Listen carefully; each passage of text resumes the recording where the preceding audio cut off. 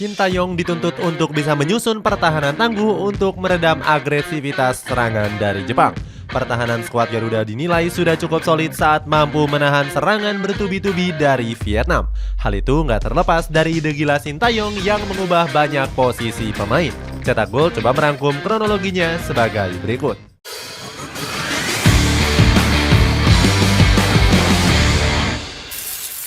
Pertahanan Kropos Timnas Indonesia. Lini pertahanan Timnas Indonesia selalu menjadi sorotan dalam beberapa pertandingan terakhir. Para pemain skuad Garuda dinilai bermain buruk dan kerap melakukan kesalahan yang fatal. Rapuhnya lini pertahanan sudah terlihat pada kualifikasi Piala Dunia 2026 zona Asia. Skuad Garuda harus kebobolan 5 gol saat berhadapan dengan Timnas Irak. Asnawi Mangkualam dan kawan-kawan juga hanya bisa bermain imbang 1-1 atas Timnas Filipina. Di laga uji coba, skuad Garuda bahkan gak pernah menang dalam 3 pertandingan berturut-turut. Pertama, mereka mampu dikalahkan oleh Timnas Libya dengan 4 gol tanpa balas. Berikutnya, di laga menghadapi Iran, skuad Garuda kembali kebobolan sebanyak 5 gol. Artinya dalam 5 pertandingan pasukan Sintayong sudah kebobolan sebanyak 16 kali. Ini akan menjadi PR berat untuk sang pelatih menatap perhelatan besar di Piala Asia. Sintayong meminta anak asuhnya untuk bisa mengurangi kesalahan sendiri. Sayangnya permintaan sang pelatih kembali gagal dituntaskan dengan baik oleh pertahanan Garuda. Para pemain bertahan kembali melakukan kesalahan di laga perdana Piala Asia menghadapi Irak. Saat itu para bek tengah gagal menutup umpan terobosan dari para pemain Irak. Pada akhirnya bola tersebut jatuh di kaki Mohanad Ali dan berhasil berbuah gol. Pengamat sepak bola yakni Tommy Welly menyoroti performa buruk Timnas Indonesia asuhan Sintayong. Pria yang akrab disapa Bung Towel ini meminta PSSI untuk segera mengevaluasi Sintayong. Dia menilai sang pelatih gagal menjalankan tugasnya walaupun sudah diberikan banyak fasilitas. Ide gila Sintayong.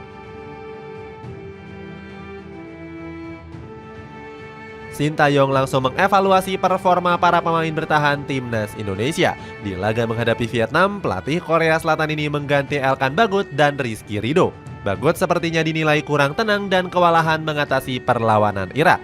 Selain itu, dirinya juga dianggap punya pergerakan yang lambat saat Indonesia mendapatkan serangan balik. Pemain Ipswich tahun ini juga kurang dalam membangun komunikasi di lini pertahanan. Gak jarang Elkan Bagot kerap terlihat panik saat lawan mampu melancarkan serangan. Sedangkan Rizky Ridho harus rela dicadangkan karena masalah kebugarannya. Pemain Persija Jakarta itu dilaporkan menderita cedera pada laga perdana kontra tim nasional Irak. Sintayong pun secara berani meminta Justin Hubner dan Sandy Walsh untuk menjadi bek tengah. Padahal posisi asli dari Sandy Walsh adalah sebagai bek kanan. Walsh dan Hubner diminta bermain fleksibel bersama Marcelino Ferdinand. Sintayong juga memanfaatkan kemampuan Hubner untuk bermain sedikit ke depan saat melancarkan serangan. Ide gila Sintayong ini nyatanya membuat lini pertahanan skuad Garuda semakin solid. Terbukti Timnas Indonesia mampu menahan gempuran yang bertubi-tubi dari penyerang Vietnam. Sandy Walsh bahkan mendapatkan rating 7,1 berkat penampilan solidnya di lini pertahanan. Sedangkan Justin Hubner juga mendapatkan rating yang lebih tinggi yakni 7,4. Memiliki kiper tenang di usia muda.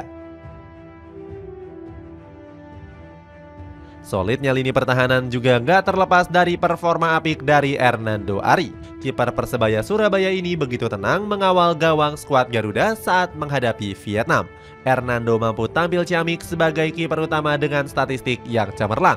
Dirinya mencatat 3 penyelamatan krusial dalam menjaga gawang Timnas Indonesia dari kebobolan. Hernando juga tampil cekatan memotong serangan Vietnam yang masuk ke dalam kotak penalti. Momen kehebatan sang kiper terlihat di detik-detik akhir pertandingan usai menepis peluang dari Vietnam. Bola kencangan dari sepakan free kick dari Phu Van Tan berhasil dihalau dengan baik oleh Hernando. Padahal bola tersebut melaju akurat ke arah tiang atas gawang. Hernando bahkan sampai terjatuh kesakitan usai menepis tendangan Phu Van Tan karena kaki yang terbentur dengan tiang. Berkat penyelamatan ini, skuad Garuda sukses mengunci kemenangan hingga laga berakhir. Hernando pun layak mendapatkan penghargaan Man of the Match di akhir laga.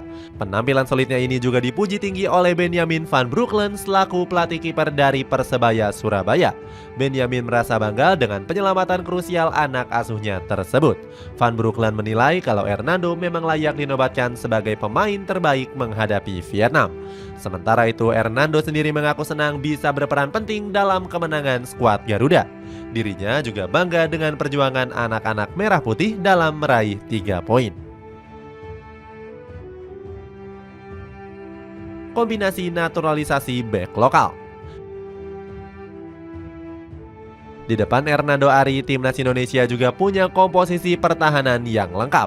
Sintayong sukses memadukan lini belakang kokoh dari bakat lokal dan juga pemain-pemain keturunan. Skuad Garuda punya Justin Hubner, Rizky Ridho, Elkan Bagot, dan Jordi Amat. Justin Hubner punya kemampuan olah bola dan umpan yang spesial untuk membangun serangan dari belakang. Namun dia masih butuh jam terbang lebih tinggi untuk mengurangi kesalahannya. Pasalnya, pemain keturunan Belanda ini juga acap kali membuat umpan-umpan beresiko tinggi. Di laga uji coba menghadapi Libya, Hubner bahkan membuat 2 blunder fatal yang berbuah gol untuk lawan. Namun kesalahan ini masih dimaklumi karena sang pemain dianggap masih adaptasi. Sementara Rizky Ridho punya ketenangan yang luar biasa di lini belakang.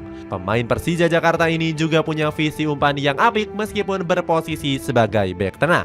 Di laga menghadapi Irak, Rizky Ridho sempat mengirimkan umpan terobosan berkelas ke Marcelino Ferdinand.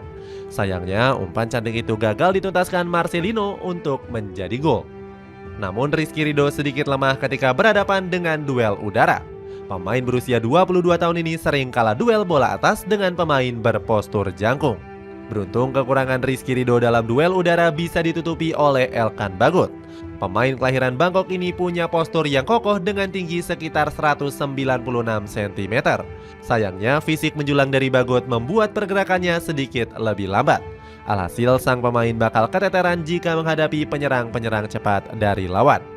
Terakhir ada sosok Jordi Amat dengan pengalaman paling senior di lini pertahanan. Ketenangan mantan pemain Espanyol ini juga terus diandalkan oleh Sintayong. Namun Amat juga punya kelemahan berupa pergerakan yang cukup lambat. Walaupun begitu, sang pemain sudah kembali menemukan performa terbaiknya di Piala Asia 2023. Bersiap menghadapi gempuran Jepang. Tim nasional Indonesia bersiap menghadapi Jepang di partai terakhir babak penyisihan grup D. Kedua tim sama-sama membutuhkan poin untuk meraih tiket lolos ke babak 16 besar. Jepang dipastikan bakal tampil menekan untuk bisa mengejar 3 poin.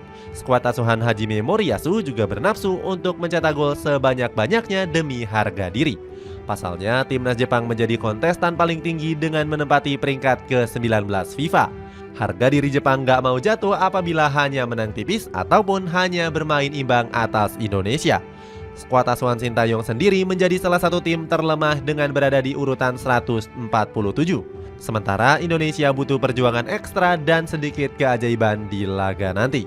Lini pertahanan bakal menjadi kunci skuad Garuda dalam menahan gempuran Jepang. Sintayong diprediksi akan kembali menurunkan skema 5 bek di depan gawang dari Hernando Ari.